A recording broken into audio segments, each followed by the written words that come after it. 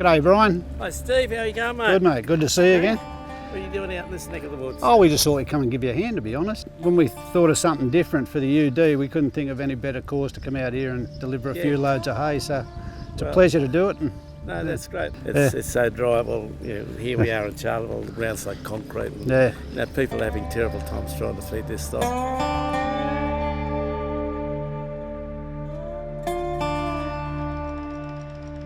We're in the back blocks of Charleville in Western Queensland. It's about 10 days before Christmas.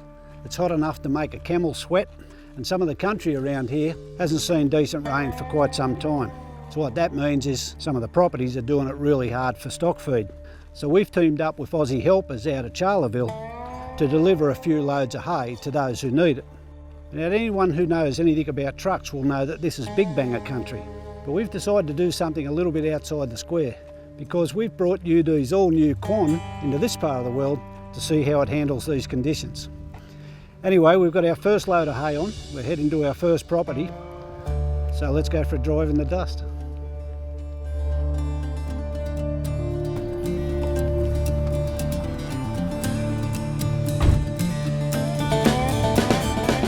All right, now that we're on the move, I have to admit something. I've believed for many, many years, going way back to UD's early history in Australia, that this brand has always been the best Japanese truck for prime mover work, and that opinion has now increased tenfold since the Quon was developed. And this latest version is just so much better again.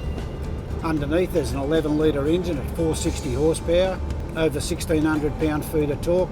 It's made in Japan, but it's definitely a Volvo design, and it's hooked to a 12-speed automated shifter. Again, it's a Volvo design. UD calls it Escort 6, but make no mistake, it's UD's version of Volvo's tremendously good I-shift. And in this application, in this truck, it's as good as they come. Anyway, we're nearly at the property where we're going to unload this hay, and then we've got a few more loads to do, so by the time we're finished, we'll know a lot more about this truck.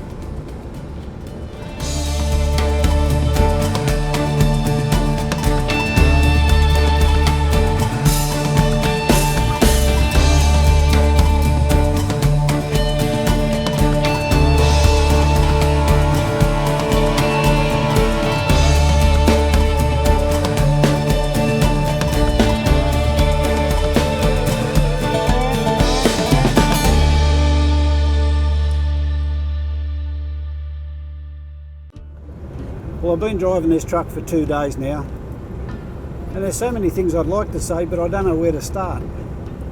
There's so much about it that's easy to like, but look, the thing about this truck is the package has come together so well. The build quality, the fit and finish, there's no rattles, bangs, squeaks or bumps that shouldn't be there. It's always been a good truck, UD, always in my opinion, but it is now better, heaps better. And some of the corrugations and the dirt and the dust that we've been on has been really, really ordinary. It's been very hot out here, and I've been a little surprised how often the fans come on, but then again, it's a really new truck. It's only got 3,000 Ks on it. Speaking of dust, there's not been an ounce of dust get inside this cab, so the sealing's been extremely good, but I really think its forte is in this single trailer work, up to around 50, 55 tonnes as a truck and dog maybe. And the versatility in this thing is incredible. I've driven it around Brisbane as a truck and dog, as a single drive, even as a B double. But bringing it out here has given it another dimension. And I think that's what we've achieved with this. We've proved that it can do jobs other than just the normal run around town metropolitan work that a truck like this might ordinarily find itself in. I wouldn't hesitate to work it in this sort of country, not at all. So, was it worth coming out here? Absolutely.